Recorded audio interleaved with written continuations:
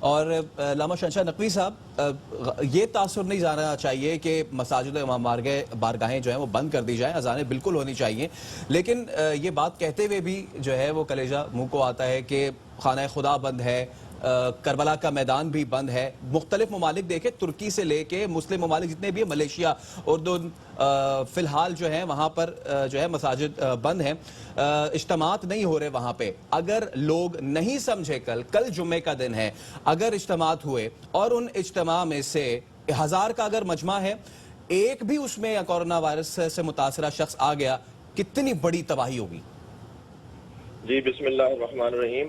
پہلے تو میں آپ سے یہ بات تکرار کر رہا ہوں، یعنی میں اپنی حصے کی تکرار کر رہا ہوں۔ کل جو پریس کانفرنس ہوئی اس میں حضرت مفتی تقی عثمانی صاحب، حضرت مفتی منیب الرحمان اور میں، ہم 3 لوگوں نے اس میں خطاب کیا۔ 12 نکات کے اوپر اشتراک جو ہے نظریہ قرار پایا۔ البتہ ایک 13واں نقطہ ہمارے یہاں سے، ہماری طرف سے ایک اضافی تھا، اور وہ یہ کہ نماز جمعہ و جماعت کو فقہ جعفریہ کی جتنی بھی نماز جمعہ و جماعت ہوتی ہیں پورے پاکستان میں، ان سب کو ہم نے روک دیا ہے۔ یعنی گزشتہ دن سے پورے پاکستان میں نماز جماعت اور نماز جمعہ جو اب آئے گی وہ ہماری جانب سے منعقد نہیں کیے جائیں گے، کیونکہ ہمارے فقہا مجتہدین، مراجع عظام کا فتویٰ بھی آ گیا ہے اور پاکستان کے تمام اکابرین اس پر متفق ہو گئے ہیں۔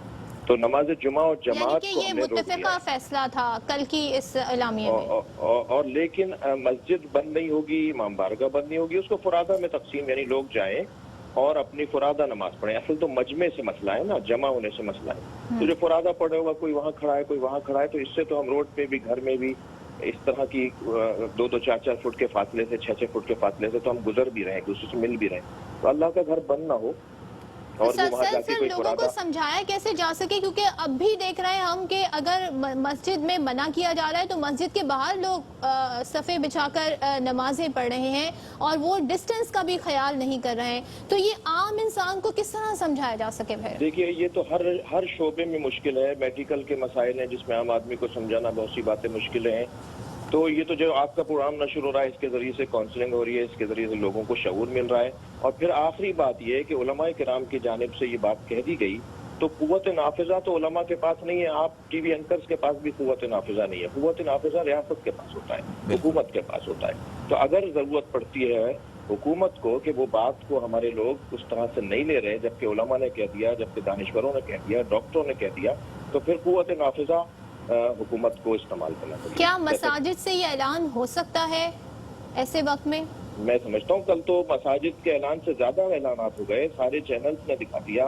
آج بھی جو صدر مملکت کے ساتھ ہماری میٹنگ تھی، جو ویڈیو لنک کے ساتھ تھی، اس میں بھی تقریباً پاکستان کے تمام علماء نے اس پہ اتفاق کیا جو کل یہاں اعلامیہ جاری ہوا۔ اچھا علامہ صاحب، ایک اب ہم اس کو ذرا کلیئر کر دیجئے گا۔ 12 نکات آپ نے کہا جس پہ اتفاق ہوا تمام مکاتب فکر کا، 13واں جو نقطہ تھا وہ کیا تھا؟ وہ کیا صرف فقہ جعفریہ کے حوالے سے تھا یا تمام مکاتب فکر نے اس چیز پہ اتفاق کیا ہے کہ اجتماعات نہیں ہوں گے جمعے کے یا مساجد میں؟ نہیں، وہ 13واں نقطہ ہمارا تھا فقہ جعفریہ والوں کا کہ نماز جمعہ و جماعت کو روک دیا جائے۔